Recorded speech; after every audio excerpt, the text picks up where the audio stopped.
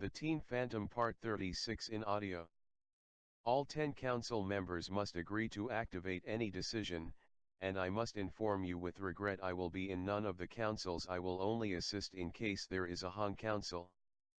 At this there is intake of breath. Oh no, what, no way. Charlotte realizes the disappearance of all of the eager happy faces, which have made her so delighted. Please, I did not say the end of the world was here.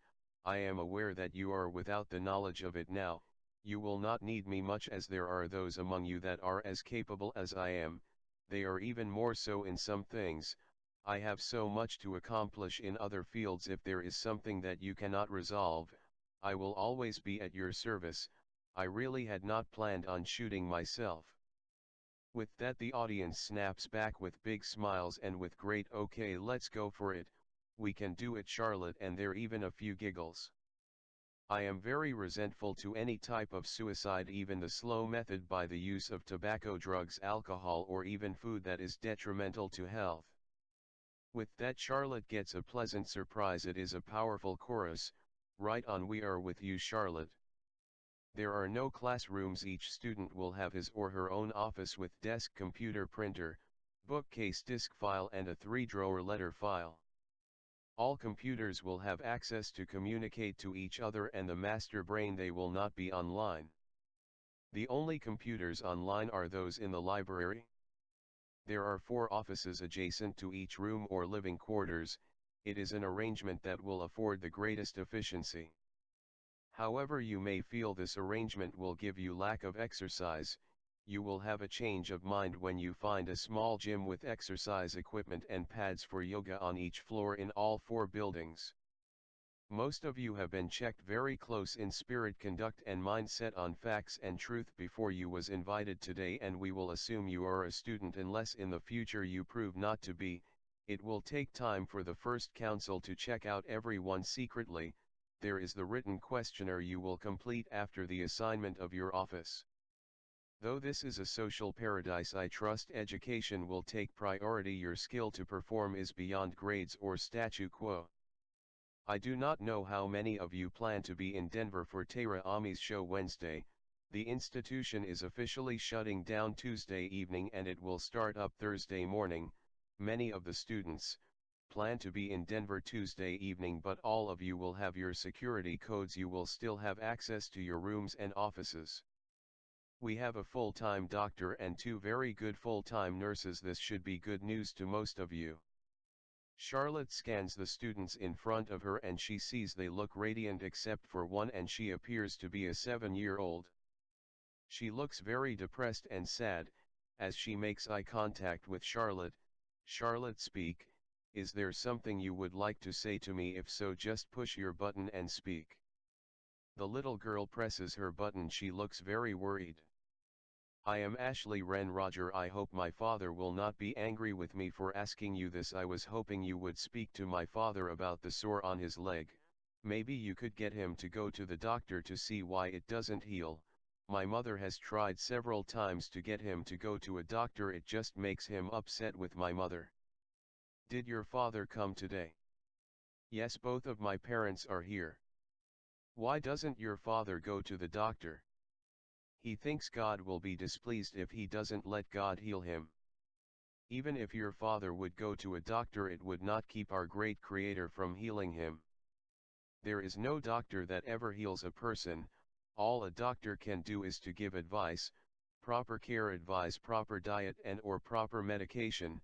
Our great Creator must do the healing, if none other than by the marvelous recovery system our Father has created in our bodies." "I really do understand your great concern, Ashley, and I am willing to do all I can, but I do not understand how I could convince your father to go to a doctor. It seems your mother has failed, and your father surely respects your mother more than he would me. I would still like to speak with your father. I trust that no one will consider me taking any authority on this subject. My conscience demands me to speak. Our Father the great Creator realms is truth, and all knowledge is received from our Father the great Creator. However, some say some knowledge is of the devil, but how can it be true if the devil is a liar and the father of lies? The devil could never create truth. it is my understanding that the doctors and scientists only discovered the truth about our bodies. They did not create that truth, nor do I consider it to be by the scientists' great wisdom that they discovered this truth. They received it from the great Creator's endless library in the spiritual realms. Our great Creator works many miracles in these days. However, some may not be aware of them. I doubt that this is to mislead us in thinking we should not do what we can for ourselves in respect to the facts and truth. It seems our Father the great Creator works these miracles to teach us we live in a spiritual world. There is much more to our life than what we perceive with our eyes. Even the scientists have made this great discovery. If you parents would come to your children's rescue every time they fell to consequences from their own rebellion against the truth, how would they ever learn to live life successfully? I would prefer having the knowledge to maintain good health rather than to receive a miracle to heal my particular problem. Ashley, it would make me very pleased for our great Creator to miraculously heal your father's leg. My hope is he will receive the knowledge that maintains good health as well. I do honor your father very much for using his conscience and faith on himself, not on you, as many ministers teaching healing by faith have watched children die without medical attention. Then when those ministers become very sick, they went to the hospital for medical attention themselves. A red light appears on the control panel and Charlotte presses it and looks up to see who will speak. It appears no one is prepared to speak. I am Cecil B. Miller. I am up here in the sanctuary. I pastor a little church in Pine Bluff, Arkansas. You have spoken great wisdom. I am living witness of such a minister as you have described. As I am he, I have spent much grievous times thinking of those children I watched die because of my ignorance. Because of my change of heart and understanding, I had to gather another church together. The church I was ministering to at that time rejected me. They saw me as one that had fallen from faith. You should not feel backward in speaking the honesty of your mind, Charlotte. Though you are very young and just a girl, you do not show the slightest display of being exalted, or do you express having authority. When one refuses knowledge and truth because it is expressed by a child, one need not expect knowledge from anyone else. They are blind whether they realize it or not. That is all I have to say. I appreciate your patience. Cecil, I respect you very much. You would be of great comfort to Ashley's father. It would make me very pleased if you would become a close friend to him. Vanessa, would you like to come now? I am sure everyone would like to hear a little from you and maybe ask a few questions. Okay, we will be down. TJ, are you somewhere about so I can clear up some of my blunders? Yes, I am up here giving your friend a hard time, the one that has his little swan by his side. It is certainly a mystery to me how you are able to convince this kid that he has been blind all his life when his eyes was working well. Now that his eyes quit working, he can see clearly. His parents claim they have never seen the kid as happy and thinking with such a positive future. With that little girl of yours and the little swan by his side, he is on top of the world and set his mind on turning this whole world around.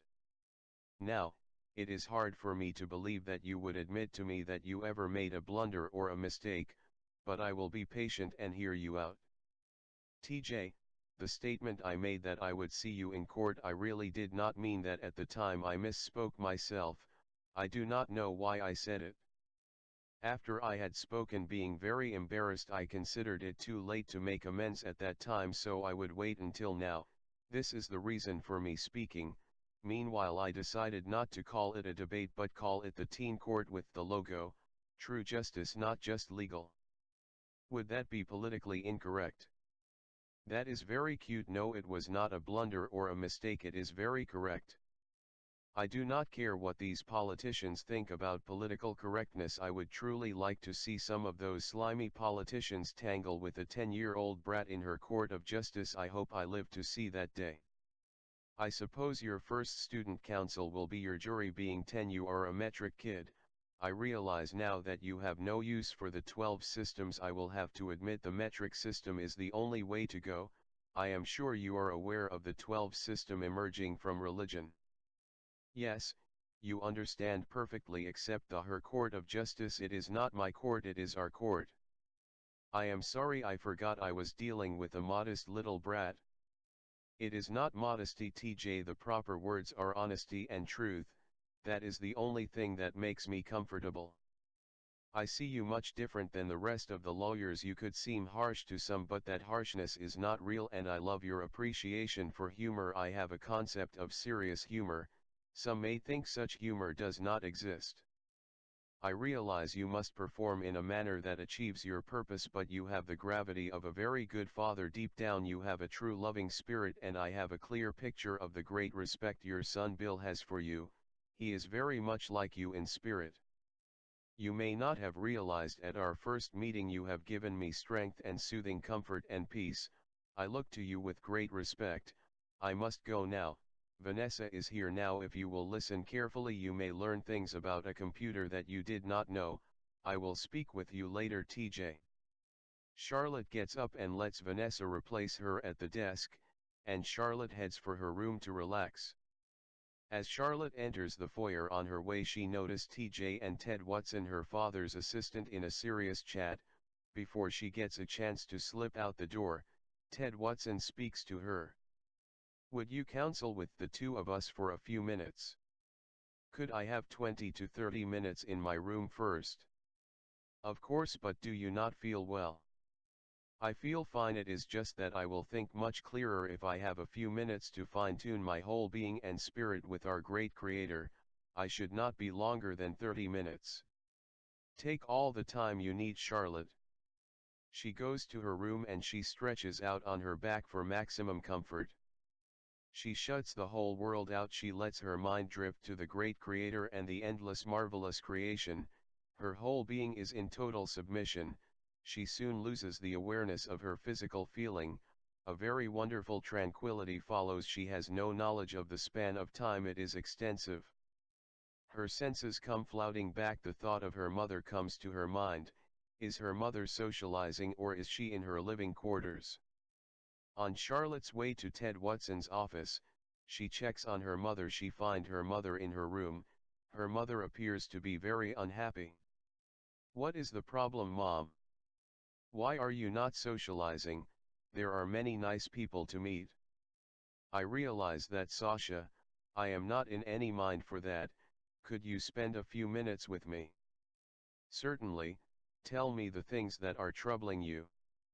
I will try. I realize that I do not want the responsibility of having a school. It leaves me with a depressed feeling that I don't understand.